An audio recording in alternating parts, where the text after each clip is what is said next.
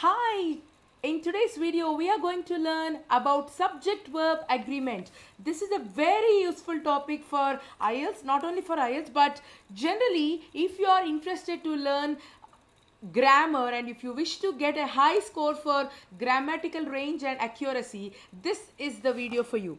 So we are going to cover a very interesting topic called subject-verb agreement along with the rules and examples, and this video is going to be immensely helpful for all those who are preparing for various English language tests such as PTE or IELTS or for that matter any other language test. So do check this video completely and stay tuned to our YouTube channel World of English Exams. So let's start today's video by understanding what exactly is meant by subject verb agreement, and then we shall look at the rules. So basically, subject verb agreement means a singular subject requires a singular verb and a plural subject requires a plural verb. In other words, the subject and the verb must agree with each other. So in a sentence, when you write a sentence, there are something called subject and there are something called objects. So you have to make sure that you understand what is the meaning of subject and what is the meaning of verb in order to write a full sentence. So the rule goes like this. Whenever the subject of the sentence is in the singular form, then the verb that follows the subject also has to be in the singular form. Similarly, if the plural form of the subject is considered, then the verb which follows that also has to take the plural form. This in short is called subject verb agreement or SVA. So remember the thumb rule: subject singular, verb singular, subject plural, verb plural. So this is the meaning of subject verb agreement. If you can see the figure, we can see that there is an agreement between two people. So in this case, the two parties are subject and verb. That's the reason it's called subject verb agreement. And guys, it is very important for all of you to understand what is this, because if there is a disagreement between the subject and the verb while you are writing an essay or a letter or a report, it will be a seriously affecting factor. So you score can go down drastically if you don't follow this. So now let's look at what is the meaning of subject. And of course, I am sure that everyone is aware of what a verb is. A verb is nothing but an action word, but this is something about the subject. So subjects are nothing but nouns or pronouns which perform an action. Let's read it once again. Subjects are nouns or pronouns which perform an action. So the doer of the action, in short, is called the subject. Example, Sam. This is in the singular form. Martha, also in the singular form. George and Mary. So here you can see that there are two nouns, and this is called a compound subject. I am going to come to the concept of compound subject in a moment, but as far as the subjects are concerned, what are they? They are nouns or pronouns which are doing a particular action. Then here we need to understand about personal pronouns. There are 7 basic personal pronouns like I, he, she, it, we, they, you. Guys, it is very important to remember this because the subject verb agreement depends on these personal pronouns mostly, and it's very helpful for us to understand the difference between singular and plural subjects. So once again, the personal pronouns are I, he, she, it, we, they and you. Out of this, he, she and it are always singular. We, they and you are always plural when the context of using subject verb agreement comes. So excepting for he, she and it, if you observe carefully, we do not use s for any other subject. So for example, he works in a bank. You don't tell he work in a bank because he is considered to be a singular subject. Another example, she cleans the room. You don't tell she clean the room because if you write that way, then there is a subject verb disagreement which will be a negative factor. Then it rains heavily. So this is a perfect example of subject verb agreement. Similarly with I, you never use a singular one excepting in the past progressive tense. So I work in a bank. I study commerce. I walk every day. Then we eat fruits. They talk to each other. You are a brilliant student. Like so. So these are some of the examples for subject verb agreement, and I'm hoping that everyone understood the concept so far. Just to recapitulate, subjects are nouns or pronouns. If you're considering nouns, you can see the examples of Sam, Martha, George and Mary. Whereas if you're considering personal pronouns, you can consider I, he, she, it, we, they and you. So a very good illustrative example of subject verb agreement is this. The dog barks. Because here we are considering the example of one dog, we have to use S after the subject, because a singular subject needs a singular verb and a plural subject needs a plural verb. So let's get back to the basics. So here we have clearly understood that whenever the subject is singular, the verb has to be singular. That is the example. The dog barks. Similarly, when there are two dogs or more than one dog, then they would bark. If you observe the example carefully, there is no S at the end of the second sentence, which means that the given subject is in the plural form. So this is a very good example for subject verb agreement. Now let's see some examples of it. I have already told you some sentences, but I wanted to represent it as a table because it will be very easy for you if you wish to take down some notes, or maybe if you want to pause the video here and give this a good read. So the 7 subjects, whatever we have covered, I, he, she, it, we, they, you, can be categorized into 3 persons. The first person, second person and the third person respectively. So here is an illustrative example for each of the categories. Then the first person singular is I. Then the sentence with it, I work in a bank. First person plural will be we. We enjoy a lot. If you observe, there is no S after the subject because we is considered to be the plural subject. Then second person is very important because the singular form and the plural form of the second person is you. So you is the second person singular as well as the second person plural. And here we can give an example that you are an intelligent person. Okay, so we generally consider it to be the plural form. That's why we are using are. Then third person singular, he, she and it. As we previously discussed, here you have to use a singular verb. He is my boyfriend. She is a teacher. It is raining, like that. Then the third person plural is they, and the sentence example is they are talking in German. So here we cannot tell they is talking in German because they is considered to be the plural form. So these are some sentence examples of the basic subjects and basic subject verb agreement. Now we shall move on to learning the rules in detail. I am going to teach you 10 basic rules, and if you observe, all these rules are easily applicable in the test. So if you can learn them or if you can apply them while you are writing an essay, there is nothing like that, guys. All of you are going to score very well.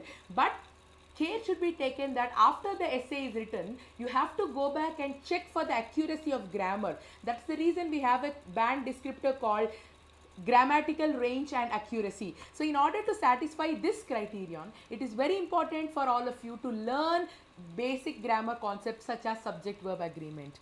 Now on that note, let's start by learning the rules. But first, if you remember, when I was talking about the example number 3 here, that is George and Mary, I mentioned that such subjects which are together are called compound subjects, and I told you that I am going to explain about compound subjects and the agreement with the compound subjects in a moment. So now I am going to explain you what are compound subjects. Simple, guys. 2 or more subjects which are joined by a coordinating conjunction such as and, or, nor, but.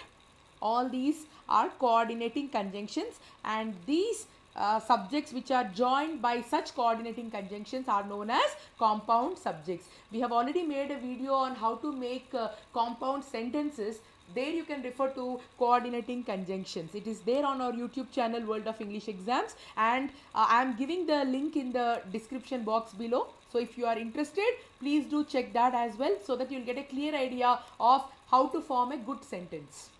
Examples of compound sentences are George and David are friends. Robert and I went to the beach. Guys, when you are using an example with two subjects in which one of the subjects is I, always write the other subject in the beginning and then write I. For example, Robert and I. You can't tell I and Robert. That will be that is a wrong statement. So Robert and I went to the beach. Jack and Jill went up the hill. Okay, so such subjects which are joined by a coordinating conjunction such as and are known as compound subjects. But you have to learn the rules for subject verb agreement with singular subjects as well as compound subjects. And let's start with rule number 1 without any delay. So the first rule is when two subjects are connected by and, you have to use a plural verb. I repeat the rule. When two subjects are connected by and, always use a plural verb because and signifies that the two subjects are related. We are joining the two subjects. So let's consider this example. Pollution and traffic congestion are the major problems in the urban centers. So urban centers are nothing but cities, metropolitans. So here, if you see, there are two subjects, pollution, traffic congestion, and I have connected both of them with and. So when two subjects like this are joined with and, you can see that I have used a plural verb which is are. You cannot tell that pollution and traffic congestion is major problem. So you always have to use a plural verb. If you separate these two sentences, then you can write pollution is a major problem, traffic congestion is a major problem. However, when you are combining both these and you are using a coordinating conjunction called and, you have to use a plural verb. I would be more than happy to see if you can write an example sentence with each and every rule, and you can use the comment section below to type in your sentences, and whoever comments within the first 48 hours can avail our services free of cost. That is, I can check your sentences and reply to you whether they are correct or incorrect. So do leave us a comment. So this is rule number 1. Just to recapitulate, when two subjects are connected by and, you have to use a plural verb. Then moving on to the second rule. If the subjects are connected using accompanied with, along with, together with, as well as, so these are the linking words which can be used in the place of and. So instead of and, you can use accompanied with or along with, together with. But then the verb, whether it has to be the singular form or plural form, depends on the subject. So again we go back to the basic rule here. If the subject is singular, then a singular verb should be used. If the subject is plural, then a plural verb has to be used. So that is the rule number 2. What is that? If and in this sentence is replaced with accompanied with, along with, together with, or as well as, then the verb depends on the subject. For example, the cow as well as the buffalo gives us milk. If you can notice here, the first subject, which is the cow, is in the singular form. Similarly, the buffalo also is in the singular form. So, and both these singular subjects are joined with as well as. Hence, you have to use as a verb which is in the singular form. That is gives. If you notice, I have added s for the verb because it has to follow the order of the subjects.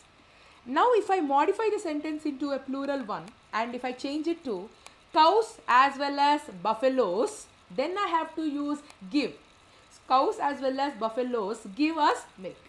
So, depending on the subject, you have to use the verb. So, this is rule number 2. Now, let's move on to the third rule. If you wish to make notes of this, you may pause the video at any moment of time and you can write it and then continue watching. Now, moving on to the third rule. When the subject and the verb are separated by prepositional phrases, then the verb takes the same form as the subject. Very important rule which is often used in the IELTS test. What is that? When the subject and verb are separated by prepositional phrases. Preposition is nothing but those words which indicate the positions of nouns, such as on, in, at, between, under, below, across, along, above, underneath, beneath, so etc. So all these are called prepositions, and phrase is a group of words. So if you find that a group of words are beginning with a preposition followed by an object, then such phrases are called prepositional phrases. I will talk about this very soon, and we have already released a video on prepositions. You may check that for more information about prepositions. So in this rule, what is told? When the subject and verb are separated by these prepositional phrases, then the verb takes the same form as the subject. Always remember this. The subject and the verb have to agree with each other regardless of whatever the words are there in between.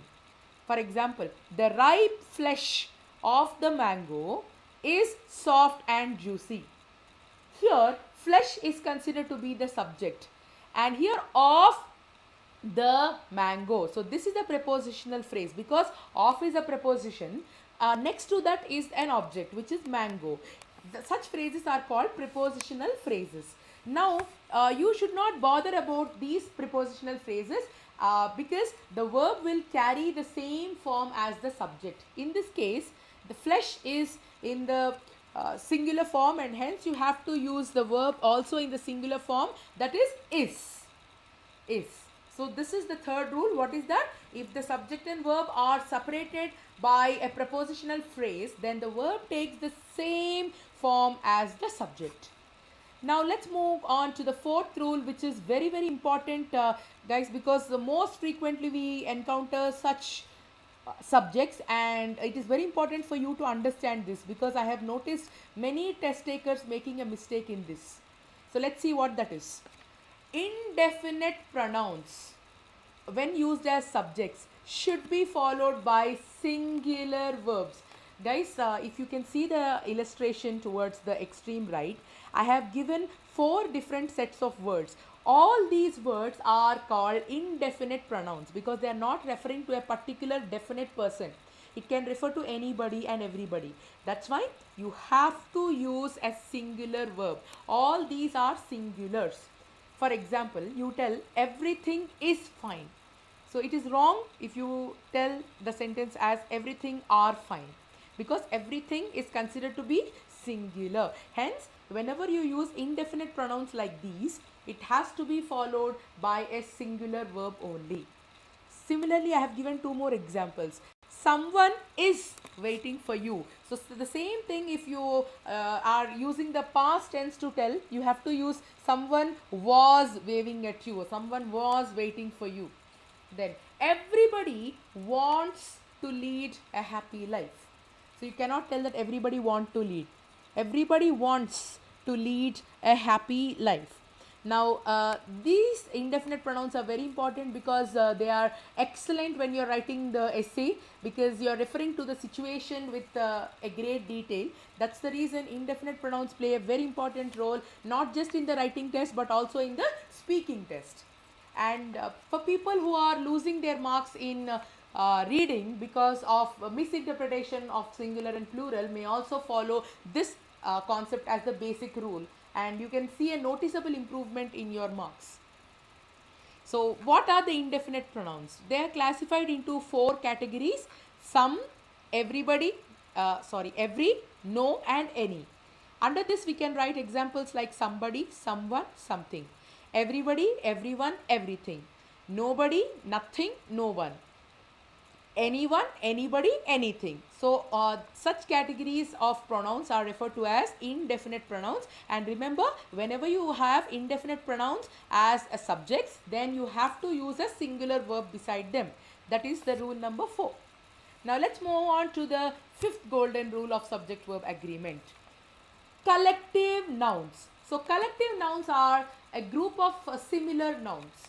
So collective nouns, when they are used as subjects, they are always taken as a singular one, because collection is nothing but a group, one group. Hence you cannot separate the entities of a group. However, if you plan to separate, then the rule is something different. So let's see that what is that rule. So examples of collective nouns can be class, committee, family, group, flock, herd, swarm, pride, bunch, fleet, pack, galaxy. So such collective nouns are treated to be singular subjects, hence a singular verb should be used when you are writing a collective noun. However, please listen, please carefully note this point.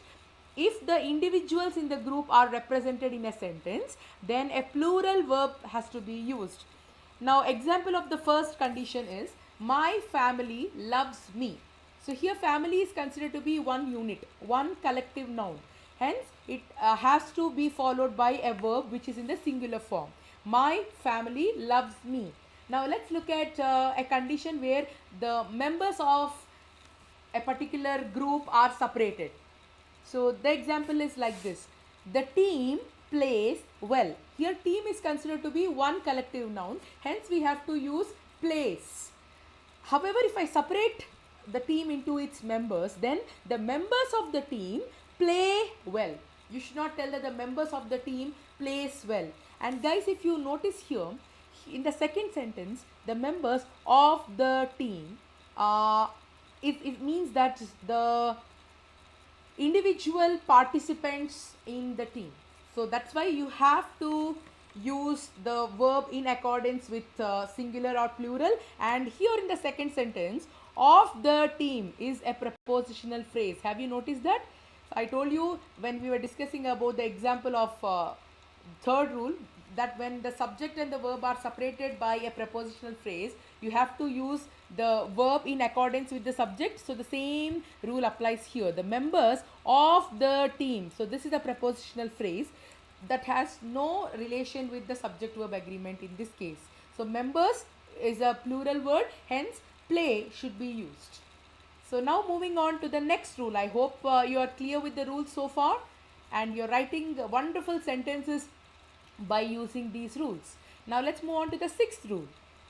If the sentences begin with here or there, so these two words like here, there are not the subjects. In this case, the subject usually follows the verb. Generally, you write the subject first and then you write the verb, isn't it? But in this case, it is reversed. You first write the verb and then you'll write the subject. Depending on the subject, then you'll modify the verb. For example, there are some cookies in the jar. You can see that the sentence began with there, but this is not the criterion for choosing whether the verb has to be in the singular or plural. It depends on the subject which follows the verb. Here in the first sentence, cookies is the subject. Because it's in the plural form, we are going to use are. Similarly, there is a lake nearby. You are using is as a verb here because lake is the subject. So if there are two lakes, then there are two lakes. That's how you modify the sentence. Then here is a book. You don't tell here are a book because book is a singular, and though the sentence begins with here or there is no change in the agreement between subject and verb, but the only change is in the way you write the sentence, that the verb will precede the subject and the subject will be written after the verb. That's the only condition for this. So for example, there is a test tomorrow. There is no class tomorrow. Like that. So you can write n number of sentences by using this rule, which is very, very simple. And here, when you are using the words here and there, it is a very excellent start, a very good start for your body paragraphs when you're writing an essay, because you can refer back to the topic sentence. So now let's proceed to the seventh rule. When a gerund, which is the ing form, ing forms of the verbs are the fourth form of the verb, which are formed by joining the base form with ing. That is listen plus ing, listening. Read plus ing, reading. Write plus ing, writing. speak plus ing, speaking, and so on. So such forms which are obtained by combining the base form with ing are called gerunds. When a gerund or an infinitive, so an infinitive is nothing but the structure called to plus verb. For example, to get, to bring, to go, to sleep, to drink, to listen.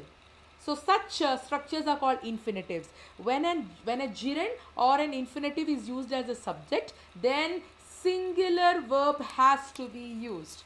I repeat, gerunds and infinitives when used as subjects would always be followed by a singular verb. Example, to travel around the world requires a lot of money. Again, here the around the world is a prepositional phrase. To travel, so it is an infinitive, hence you have to use singular because the subject is an infinitive. Requires a lot of money. Of course, it does require a lot of time as well. Then moving on to the next example, reading. So here reading is the subject which is a gerund.